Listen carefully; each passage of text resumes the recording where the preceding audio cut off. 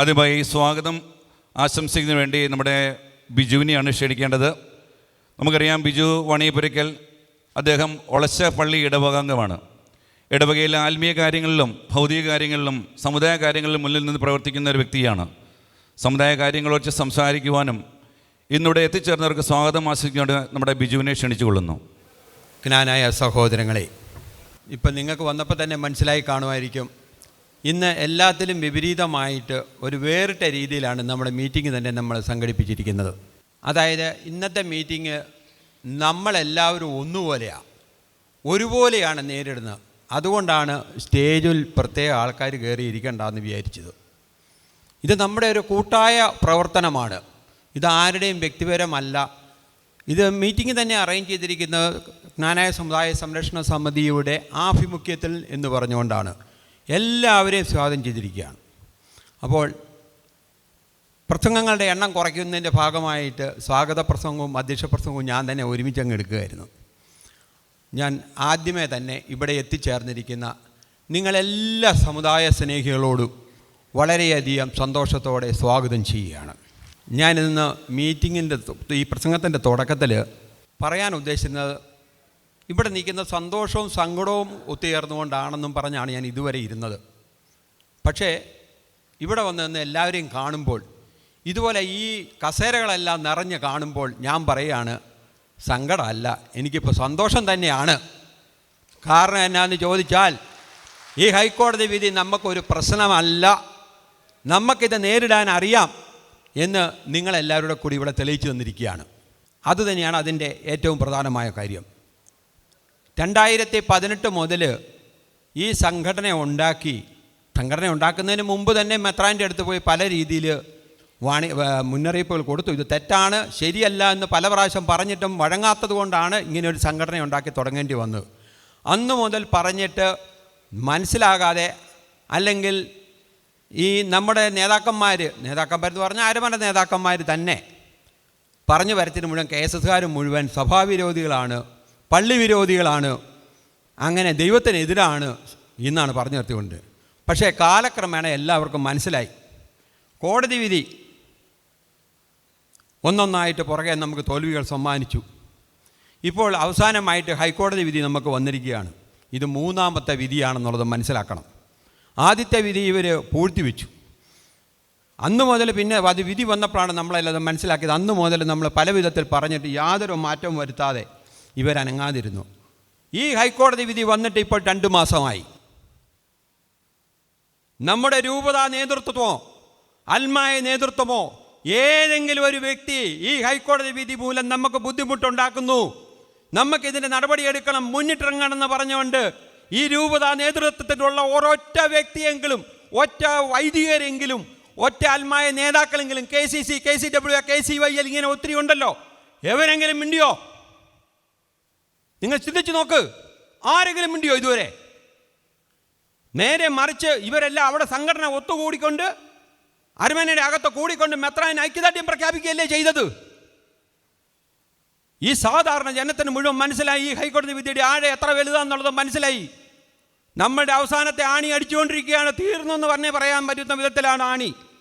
പക്ഷെ ആണി നമുക്ക് ഏക്കത്തില്ല. പക്ഷേ ഈ ഒരു എതിർ ശബ്ദം പോലും പ്രതികരിക്കാത്ത നമ്മളുടെ ഈ രൂപതാ നേതൃത്വവും വൈദിക സമിതിയും അതോടൊപ്പമുള്ള മറ്റ് സംഘടനക്കാരും. പക്ഷേ വേറൊരു കാര്യം ഓർത്ത് കേട്ടോ, ബേബി സാർ ഒരു വോയിസ് ക്ലിപ്പിനകത്ത് ഒരു ചെറിയ വാക്ക് പറഞ്ഞു. ഇപ്പോഴത്തെ വൈദികർക്കൊന്നും സമുദായ സ്നേഹം കുറവാണെന്ന് പറഞ്ഞു. ഒരു വോയിസ് ക്ലിപ്പ്, ഒരു ഫ്രണ്ട്ലി വോയിസ് ക്ലിപ്പിനിടയിൽ ഒരു വാക്ക് പറഞ്ഞതാണ്. ഉടനെ അതിനെതിരെ പ്രതികരിച്ചുകൊണ്ട് വൈദിക സമിതി പ്രസ്താവന ഇറക്കിയിരിക്കുന്നു. അതിൻ്റെ ഉൾത്തേജം തന്നെ നിങ്ങളൊന്ന് ചിന്തിച്ചു നോക്കിയേ. കോടതി വിധി അവർക്കൊരു വിഷയമല്ല, അതിനെ അവർക്ക് ഒരു എതിരും പറയാനുമില്ല, ഒരു പ്രമേയവും അവർക്കില്ല. പക്ഷേ ഒരു ആത്മായം പൊങ്ങാൻ പാടില്ല, ആ ആത്മാവിൻ്റെ കൂമ്പൊടിക്കണം, അതിനുള്ള ഒറ്റ പണിയല്ലേ? നിങ്ങളൊന്ന് ചിന്തിച്ചു നോക്കിക്കേ. അതിനുശേഷം KSS അതിന് ഔദ്യോഗികമായിട്ട് ഒരു കത്ത് കൊടുത്തു, ഒരു മറുപടി ഓപ്പൺ എയറിൽ കൊടുത്തു. ഇന്നവരെ ഒറ്റൊരുത്തരും മിണ്ടിയിട്ടില്ലല്ലോ. എന്തുകൊണ്ടാണ് ഇവർ മിണ്ടാത്തെ? അവർക്ക് മിണ്ടാൻ വാക്കില്ല. അതിനുശേഷം ബേബി സാർ വ്യക്തിപരമായ രീതിയിൽ ഒരു മറുപടി കൊടുത്തു, ഒറ്റ മറുപടി കൊടുത്തില്ലല്ലോ. അപ്പോൾ നിങ്ങൾ മനസ്സിലാക്കണം, അൽമായരെ പൊങ്ങാൻ ഇവരാരും അനുവദിക്കത്തില്ല. അത് നിങ്ങൾ ശ്രദ്ധിക്കുക. അവർക്ക് അവരുടേതായ പ്ലാനും പദ്ധതിയുണ്ട്. ചില വൈദികരൊക്കെ നമുക്ക് സപ്പോർട്ടുണ്ട്, നമ്മളെ വിളിച്ച് നല്ല വാക്കുകൾ പറയുന്നുണ്ട്, വേണ്ട ഉപദേശങ്ങളൊക്കെ തരുന്നുണ്ട്. പക്ഷേ പ്രത്യക്ഷത്തിൽ നമ്മളെ മുന്നിൽ നിന്ന് നയിക്കാൻ ഈ ഒരൊറ്റ വൈദികരെങ്കിലും വരുന്നുണ്ടോ? അപ്പം പീലാത്തോസ് കൈ കഴിയുപോലെ കള്ളത്തരത്തിൻ്റെ കൂട്ട് നിൽക്കുക ഇവരെല്ലാവരുടെ. ഇവർക്ക് എന്താ നഷ്ടപ്പെടാനുള്ളത്? ഇവർക്ക് സ്വന്തം കാര്യം നോക്കി ജീവിച്ചാൽ പോരെ? പക്ഷെ അവരെന്തുകൊണ്ട് നമ്മളെ നയിക്കുന്നില്ല? സമുദായത്തിൻ്റെ പേര് പറഞ്ഞിട്ട് അവർ നമ്മുടെ മുന്നിൽ ഞെളിയുന്നില്ലേ? നമ്മളെല്ലാ സൗഭാഗ്യങ്ങളും അവർക്ക് കൊടുക്കുന്നില്ലേ? എല്ലാ സൗകര്യങ്ങളും ചെയ്തു കൊടുക്കുന്നില്ലേ? നമ്മളവരെ എടുത്തോണ്ടല്ലേ നടക്കുന്നത്? എന്നിട്ട് ഇവരാരെങ്കിലും ഉണ്ടോ നമ്മളെ സഹായിക്കാൻ? എങ്ങനെ എറണാകുളത്തോട്ട് നോക്കിക്കേ, അവിടെ അച്ഛന്മാർ മുന്നിട്ടിറങ്ങിയിട്ട് അവരടിച്ച് മേടിച്ചെടുത്തില്ലേ? അവരുടെ വഴിക്ക് വന്നില്ലേ സിനഡ്? നമ്മുടെ മെത്താനും നമ്മുടെ രൂപത ആൾക്കാർക്ക് ആർക്കും ഇതിന് താല്പര്യമില്ല എന്നുള്ളത് നിങ്ങൾ മനസ്സിലാക്കുക. കഴിഞ്ഞ 2 ആഴ്ച മുമ്പ് നിങ്ങൾ കണ്ടുകാണും, ഒരു പത്രം അടിച്ചിറക്കിയിട്ടുണ്ടായിരുന്നു, ഒരു കുട്ടിപ്പത്രം അപ്നാദേശിൻ്റെ വലിപ്പത്തിൽ. അത് മുഴുവൻ തന്നെ ന്യായീകരണമായിരുന്നു. 2 സംഘടനക്കാരുടെ പേര് വെച്ചെന്ന് മാത്രമേ ഉള്ളൂ. അത് ഉണ്ടാക്കിയത് അച്ഛന്മാർ തന്നെയാണ്, ഒരു അരമനയിൽ നിന്ന് ഉണ്ടാക്കിയതാണ്. നമ്മുടെ പൈസ കൊണ്ട് ഉണ്ടാക്കിയ പ്രസ് കൊണ്ട് എല്ലാ പൈസയും എല്ലാം അവരുടെ ഉണ്ട്. അവരെഴുതി ഉണ്ടാക്കി ഇവരുടെ പേര് വെച്ച് ഇറക്കി. അതെന്താണെന്ന് നിങ്ങൾ വായിച്ചോ? എല്ലാ പള്ളിയിലൊന്നും കൊടുത്തിട്ടില്ലെന്ന് എൻ്റെ അറിയോ. ആദ്യത്തെ ഒരു പേജ് മുഴുവൻ ബിജുദുപ്പ് കേസാണ്. ഇവരെന്തിനെ ബിജുദുപ്പിൻ്റെ പുറകെ തൂക്കി തുറക്കുന്നത് ഇപ്പോഴും എനിക്ക് മനസ്സിലാവുന്നില്ല ആ കേസ്. എന്നിട്ട് നവീകരണ സമിതി കേസിൻ്റെ വെറും ഒരു ചെറിയ പാരഗ്രാഫ്, 3 പാട്ടിൽ ഒരു ചെറിയൊരു പാരഗ്രാഫ് മാത്രമായിട്ട് അതങ്ങ് ഒതുക്കി. പിന്നെ അവർ കുറേ അസംബന്ധങ്ങളാണ് എഴുതിയിരിക്കുന്നത്, പച്ച നുണ. ഞാനതിൻ്റെ വിശദാംശത്തിലേക്ക് കടക്കുന്നില്ല. നിയമസംഹിതയൊക്കെ അവർ പ്രത്യേകമായിട്ട് ഓരോന്നുണ്ടാക്കി. പരസ്യ വ്യഭിചാരത്തിനെ പറ്റി അവരുടെ എപ്പോഴെന്ന് നമുക്ക് മനസ്സിലായത് ഒരു കാര്യം, പരസ്യ വ്യഭിചാരത്തിനെ പറ്റി അവർ വ്യാഖ്യാനിച്ച് നിങ്ങൾ ശ്രദ്ധിച്ചായിരുന്നോ? രഹസ്യ വ്യഭിചാരമുണ്ട്, പരസ്യ വ്യഭിചാരം ഉണ്ടെന്ന്. അത് നിങ്ങളിവിടെ പറഞ്ഞു നടക്കുന്ന വേറെ ടൈപ്പാണ്. നിങ്ങൾക്ക് ആർക്കറിയോ ഇങ്ങനെ 2 എണ്ണം ഉണ്ടെന്നുള്ളത്? ഇതുവരെ കേട്ടിട്ടുണ്ടോ? ഇതൊരു നമ്മുടെ പ്രായം ചെന്ന കാരണവന്മാർക്ക് അവിടെ ഉണ്ടല്ലോ, ഒന്നും ചിന്തിച്ച് നോക്കി. അപ്പോൾ ചിലതൊക്കെ ഇവർക്ക് സ്വീകാര്യമാണെന്ന്. അപ്പോൾ ഇവർ പുതിയ വ്യാഖ്യാനങ്ങളൊക്കെ ഇങ്ങനെ കണ്ടുപിടിക്കുക. പിന്നെ പറഞ്ഞു 34 തെളിവുകൾ ഞങ്ങൾ കോടതിക്ക് കൊടുത്തെന്ന് പറഞ്ഞു. 34 സ്വഭാവം നമ്മുടെ എൻഡോഗമിയുടെ തെളിയിക്കാൻ വേണ്ടിയിട്ട് ഇവർ കൊടുത്തതിനകത്ത് ഏതൊക്കെയായിരുന്നറിയോ? 10 എണ്ണം 1-ാം ക്ലാസ് മുതൽ 10-ാം ക്ലാസ് വരെ പഠിപ്പിക്കുന്ന വേദപാഠ പുസ്തകമാണ്. പിന്നെ നവീകരണ സമിതിയുടെ റിപ്പോർട്ട് ഇവർ കൊടുത്തിരിക്കുന്നു. ആദ്യം കൊടുത്തിരിക്കുന്നത് നമ്മുടെ നിയമസംഗ്രഹം ഇങ്ങനെ മാറ്റി എഴുതിയത്. ഇങ്ങനെയുള്ള തെളിവുകളാണ് കൊടുത്തിരിക്കുന്നത്. പിന്നെ ഈ കാലത്ത് ജീവിച്ചിരിക്കുന്ന കുറേ അച്ഛന്മാരെഴുതിയ പുസ്തകങ്ങൾ, ഇതുവെല്ലാം കൊടുത്ത എൻഡോഗമി അവിടുന്ന് പാസ്സാകുമോ? ഞാനൊരു കാര്യം ചോദിക്കട്ടെ. ആദ്യത്തെ കേസിനകത്ത്, കീഴ്ക്കോടതിയിലെ കേസിനകത്ത് പ്രതികളായിരുന്ന സീറോ മലബാർ സഭയും വത്തിക്കാനും എന്തുകൊണ്ട് മറുപടി കൊടുത്തില്ല? ഇവർ ഈ 34 തെളിവൊന്നും കൊടുക്കേണ്ട കാര്യമൊന്നുമില്ലായിരുന്നു. സീറോ മലബാർ ഒരൊറ്റ കത്ത് കൊടുത്താൽ മതിയായിരുന്നു. ഇവർക്ക് വേണ്ടി മാത്രം, തെക്കുംപാവർക്ക് വേണ്ടി മാത്രം അനുവദിച്ചാണെന്നും അവർ എൻഡോഗമ്യ വർഷങ്ങളായിട്ട് പാലിക്കുന്നവരാണെന്നും പറഞ്ഞുകൊണ്ട് ഈ സീറോ മലബാർ ഒരൊറ്റ അഫിഡവിറ്റ് കൊടുത്താൽ മതിയായിരുന്നല്ലോ. ഈ 3 കോടതി വരെയായിട്ട് ഇവരെ കൊണ്ട് മേടിച്ചു കൊടുക്കാൻ സാധിച്ചോ? പിന്നെ ഇവരെവിടെയാണ് നമ്മളെ സംരക്ഷിക്കുന്നത്? 34 തെളിവെന്നും പറഞ്ഞാൽ കുറേ പാഠപുസ്തകങ്ങളും സഹായം കൂടെ കൊണ്ടേ കൊടുത്തിട്ട് വല്ല കാര്യമുണ്ടോ?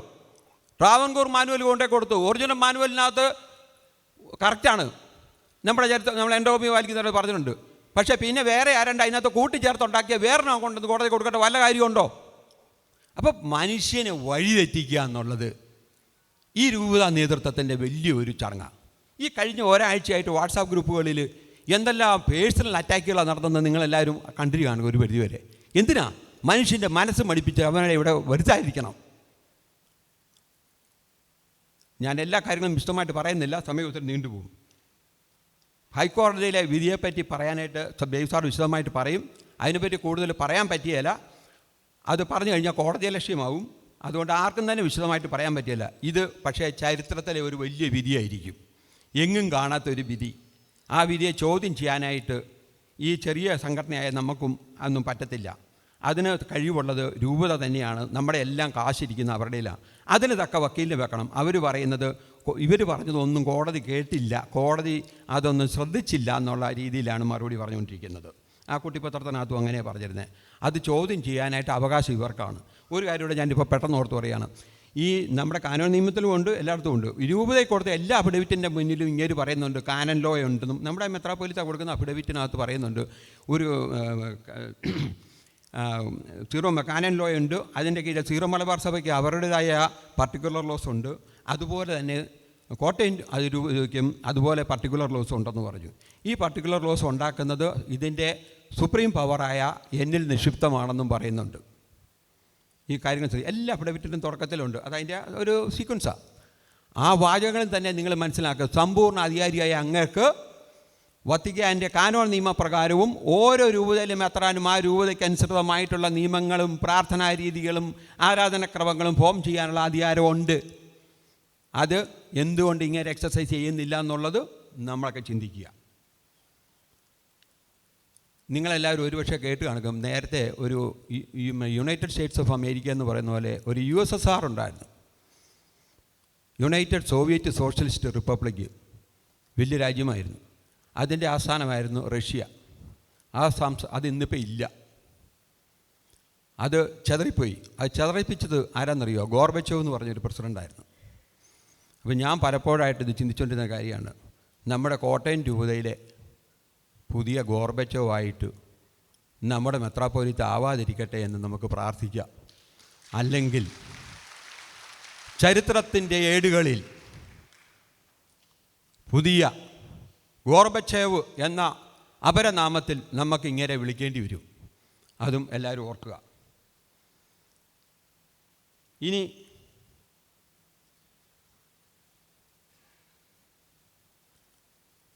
എല്ലാവരും ചോദിക്കുന്നുണ്ട് ഇനി അടുത്ത വഴി എന്നാണെന്ന്. ഞാൻ കഴിഞ്ഞ ദിവസങ്ങളിൽ ഈ ഒരു മാസത്തിനുള്ളിൽ ഞാൻ ഒരു ദിവസം വീട്ടിൽ ഇരുന്നുകൊണ്ട് കുർബാന കൂടേണ്ടി വന്നു. TV-യിലാണ് കണ്ടത്. അപ്പോൾ അതിനകത്തൊരു വായന ഞാൻ കേട്ടായിരുന്നു. അത് ഞാൻ നിങ്ങളത് വായിച്ച് കേൾപ്പിക്കാം. ശിഷ്യരുടെ സംഖ്യ വർദ്ധിച്ചുകൊണ്ടിരുന്ന അക്കാലത്ത് പ്രതിദിനമുള്ള സഹായ വിതരണത്തിൽ തങ്ങളുടെ വിധവകൾ അവഗണിക്കപ്പെടുന്നു എന്ന് ഗ്രീക്കുകാർ ഹെബ്രായർക്കെതിരെ പിറുവിർത്തു. അതുകൊണ്ട് 12 പേർ ശിഷ്യരുടെ സമൂഹത്തെ ഒന്നിച്ചുകൂട്ടി പറഞ്ഞു, ഞങ്ങൾ ദൈവവചന ശുശ്രൂഷയിൽ ഉപേക്ഷ കാണിച്ച് ഭക്ഷണമേശകളെ ശുശ്രൂഷിക്കുന്നത് ശരിയല്ല. അതിനാൽ സഹോദരരെ, സുസമ്മതരും ആത്മാവും ജ്ഞാനവും കൊണ്ട് നിറഞ്ഞവരുമായ 7 പേരെ നിങ്ങളിൽ നിന്ന് കണ്ടുപിടിക്കുവിൻ. ഞങ്ങൾ അവരെ ഈ ചുമതല ഏൽപ്പിക്കാം. ഞങ്ങൾ പ്രാർത്ഥനയിലും വചന ശുശ്രൂഷയിലും നിരന്തരം വ്യാപരിച്ചു കൊള്ളാം. അവർ പറഞ്ഞത് എല്ലാവർക്കും ഇഷ്ടപ്പെട്ടു. അവർ വിശ്വാസവും പരിശുദ്ധാത്മാവും നിറഞ്ഞ കുറേ പേരെ തിരഞ്ഞെടുത്തു.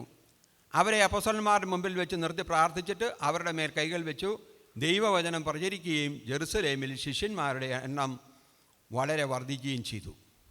ഇത് മനസ്സിലായോ? ശിഷ്യന്മാരായിരുന്നു ആ ഒരു സമയത്ത് അവിടുത്തെ ചാരിറ്റി പ്രവർത്തനങ്ങൾ, ഉപവിപ്രവർത്തനങ്ങൾക്കൊക്കെ നേതൃത്വം കൊടുത്തുകൊണ്ടിരുന്നത്.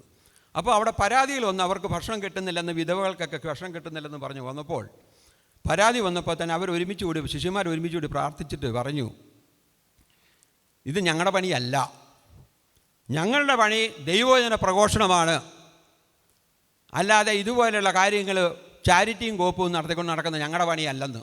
അതുകൊണ്ട് നിങ്ങളുടെ ഇടയിൽ തന്നെ സുസമ്മതരായിട്ടുള്ള ആൾക്കാരെ തിരഞ്ഞെടുത്ത് അവരിത് ലീഡ് ചെയ്യട്ടെ എന്ന് പറഞ്ഞു. ഇതാണ് എനിക്കിപ്പം നമ്മുടെ വൈദികരോട് പ്രത്യേകിച്ച് പറയാനുണ്ട്. നിങ്ങൾ ഇതിൽ നിന്ന് മനസ്സിലാക്കണം. അതായത് അപ്പോസ്തലന്മാർ തന്നെ പറഞ്ഞു, ഞങ്ങളുടെ പണി സുവിശേഷ പ്രഘോഷണമാണ്. ആശുപത്രി നടത്തിപ്പോ, പള്ളിക്കൂടം നടത്തിപ്പോ, കോളേജ് നടത്തിപ്പോ ഒന്നും അല്ല ഞങ്ങളുടെ പണി. ഇത് ഇവരുടെ കണ്ണു തുറക്കുവോ? ഇത് ശിഷ്യന്മാർ പറഞ്ഞിരിക്കുന്ന ഈ വചനഭാഗം പലരും പള്ളി വായിച്ച് കേൾപ്പിക്കുമോ? നമ്മുടെ മുന്നിൽ വായിച്ച് കേൾപ്പിക്കുമോ? ഇല്ല. ഇന്ന് ഇവരുടെ പണി എന്നാ? രാവിലെ ഒരു കുർബാന എത്തിച്ചു കഴിഞ്ഞിട്ട് നേരെ പോവുക ആശുപത്രിയിലേക്കും കോളേജിലേക്കും ഒക്കെ ആയിട്ട്. ഇവരുടെ പണി എന്നാ? അപ്പോൾ ഇതിവർ നമ്മളെ ഏൽപ്പിക്കട്ടെ. അതായത് ഇപ്പോൾ ഓർത്തഡോക്സുകാരുടെ ഇടയിലും യാക്കോബക്കാരുടെ ഇടയിലും ഒക്കെ നടക്കുന്ന പോലെ ഭൗതിക കാര്യങ്ങൾ അൽമായരുടെ നേതാക്കന്മാർ നോക്കും, ഇവർ സുവിശേഷ പ്രഘോഷണം ആധ്യാത്മിക കാര്യങ്ങൾ മാത്രം നോക്കട്ടെ. അതാണ് ഇനിയത്തെ പണി. പലരും ഞങ്ങളോട് ചോദിക്കുന്നതാണ് അടുത്ത പ്ലാൻ എന്നാണെന്ന്. ഇവിടെ കോടതി വിധികളൊക്കെ ഇങ്ങനെ വന്ന നിലയിൽ ഇനി അടുത്ത എന്നാണെന്ന്. അതിൻ്റെ ഒരു ഭാഗമാണ് ഞാനീ പറഞ്ഞത്. ഇവർ ഈ പരിപാടികൾ ഒഴിവാക്കണം. സമുദായവും സമുദായത്തിൻ്റെ കാര്യങ്ങളും നമുക്ക് വിട്ടുതരട്ടെ, നമ്മൾ നടത്താം. ഇവർ ദൈവ ശുശ്രൂഷ ചെയ്യട്ടെ, അതല്ലേ നല്ലത്? ഇവർ സുവിശേഷം പ്രഘോഷിക്കട്ടെ. മിഷനറി സഭ, സന്യാസ സഭ ഇതൊക്കെ പറഞ്ഞ് പേര് കൊടുത്തിട്ട് ഇവരെല്ലാം ചെയ്യുന്ന എന്നാ?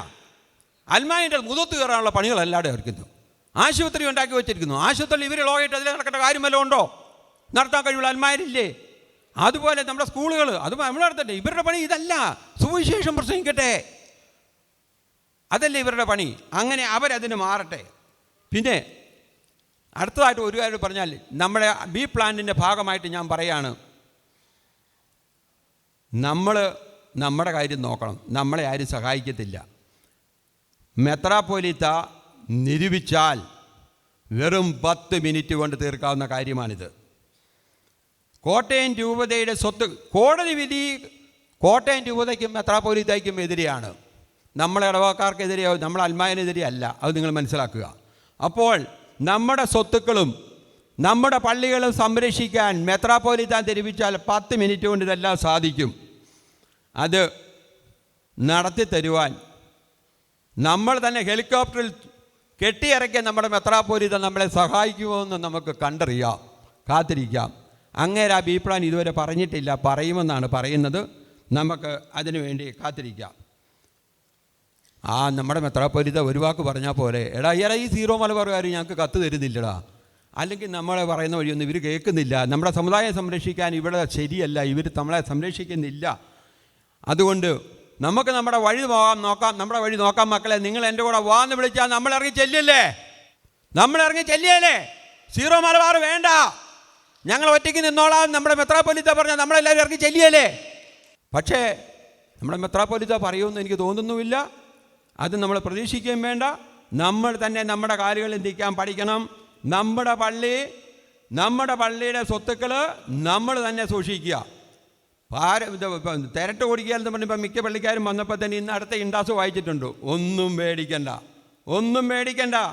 12A രജിസ്ട്രേഷൻ മേടിച്ച് വെച്ച് രൂപത ഇതുവരെ നടത്തിയിട്ടുണ്ടെങ്കിൽ ഈ കഴിഞ്ഞ ഫിനാൻഷ്യൽ ഇയറും രൂപത തന്നെ കൊടുക്കും. കൊടുത്തില്ലെങ്കിൽ തിരിച്ച് പണി കൊടുക്കാൻ നമുക്കും അറിയാം. നമ്മളൊക്കെ ഈ ഇരിക്കുന്ന ആൾക്കാർ 90% ആൾക്കാരും ടാക്സ് കിട്ടുന്ന ആൾക്കാരാ, സ്വന്തം ബിസിനസ് ഫേം നടത്തുന്ന ആൾക്കാരാണ്. 12A എന്താണെന്നും 12B എന്താണെന്നും ഒക്കെ നമുക്കും അറിയാം. ഒന്നും ചെയ്യത്തില്ല മക്കളെ. 30%, 50% ഒന്നുമില്ല. എന്തുകൊണ്ട് ഞങ്ങൾ നമ്മൾ കണക്ക് തിരട്ട് പാസ്സാക്കി കൊടുത്തിട്ടില്ലേ? ഇനി കൊടുക്കേണ്ട പണി അവരുടെ ഉത്തരവാദിത്തം. കാശ് കൊടുക്കണമെന്നുള്ളത് അരമന അവിടുന്ന് ഇൻകം ടാക്സുകാരൊന്നും വന്ന് നമ്മളോട് ചോദിക്കത്തില്ല. കൊടുത്തില്ലെങ്കിൽ നമുക്ക് പറയാം നമ്മുടെ അപ്പൻ തേണ്ട, അതാ അപ്പനാ ഉണ്ടാക്കേണ്ടത്, ഞങ്ങൾക്ക് അറിയത്തില്ലെന്ന് പറഞ്ഞേക്കാം. അത്ര ഉള്ള കാര്യമൊന്നുമില്ല. നീ ഒരു 30, 40 ഒന്നും പോകത്തില്ല. ചുമ്മാ പറഞ്ഞ് മനുഷ്യനെ പറ്റിക്കുക, ഓലപ്പാമ്പിട്ട് ഇളക്കി നോക്കുന്ന. അപ്പോൾ നമുക്ക് ഒന്നായിട്ട് പ്രയത്നിക്കാം. നിങ്ങളെല്ലാവരും വന്നതിൽ ഒത്തിരി സന്തോഷമുണ്ട്. നമ്മൾ ഒറ്റക്കെട്ടായി നിൽക്കണം. ഓരോ കാര്യങ്ങളും ഓരോ സമയത്ത് നമുക്ക് പതുക്കെ ചെയ്യാൻ പറ്റുള്ളൂ. നമ്മൾ അതിനുവേണ്ടി നമ്മൾ ആത്മാർത്ഥമായിട്ട് പരിശ്രമിച്ചുകൊണ്ടിരിക്കുകയാണ്. നിങ്ങളുടെ ശക്തി, നമ്മൾ ഒന്നായി നിന്നാൽ മാത്രമേ നമുക്ക് വിജയം ഉണ്ടാവുള്ളൂ. അത് പ്രത്യേകം ഓർത്തോണം. വിഘടിച്ച് നിൽക്കരുത്. എല്ലായിടത്തും ഭിന്നിച്ച് ഭരിപ്പിക്കുക എന്നുള്ളതാണ് ഈ രൂപതാ നേതൃത്വത്തിൻ്റെ സ്റ്റൈലെന്ന് നിങ്ങൾ മനസ്സിലാക്കണം. ഭിന്നിപ്പിച്ച് ഭരിക്കുക. ഏതച്ഛൻ പുതിയതായിട്ട് പള്ളിയിൽ വന്നാലും അവിടെ ഒരു ഗ്രൂപ്പ് ഉണ്ടാക്കും, രണ്ടാക്കും. അതിലൊന്നും വിടാതെ ഇത് നമ്മുടെ ശക്തിയാണ്. നമുക്ക് നമ്മുടെ കാരണന്മാർ പകർന്നു തന്ന ആ സമുദായ സ്നേഹം കാത്തു സൂക്ഷിച്ചുകൊണ്ട് ഒറ്റക്കെട്ടായി നിൽക്കണമെന്ന് ഒരിക്കൽ കൂടി അഭ്യർത്ഥിച്ചുകൊണ്ട് ഞാൻ എൻ്റെ വാക്കുകൾ നിർത്തുന്നു. നന്ദി, നമസ്കാരം. Thank you Biju. ഉടനെ തന്നെ നമ്മുടെ ഇന്നത്തെ ജ്ഞാനായ സമുദായ പ്രതിഷേധജാല ഉദ്ഘാടനം ചെയ്യുകയാണ്. നമ്മുടെ താഴെ തിരികൾ ഇവിടെ വെച്ചിട്ടുണ്ട്. അപ്പോൾ നമ്മുടെ രക്ഷാധികാരികൾ, അവിടെ തന്നെ ഫൊറോന പ്രസിഡൻറ്റുമായിട്ട് എത്തിച്ചേർക്കുന്ന ഫൊറോന പ്രസിഡൻറ്റ്, സമുദായ സ്നേഹികളെല്ലാവരും നിന്ന് ഒരു ഫോട്ടോ നമ്മൾ അങ്ങോട്ടാണ് ഫേസ് ചെയ്തെടുക്കുന്നത്. തിരികെത്തിക്കുമ്പോൾ ദയവേത് എല്ലാവരും ഒന്ന് എഴുന്നേറ്റ് നിൽക്കുവാൻ ശ്രദ്ധിക്കുക. ഉടനെ തന്നെ ഇവിടെ തിരികളിച്ച് ഉദ്ഘാടനം ചെയ്യുകയാണ്.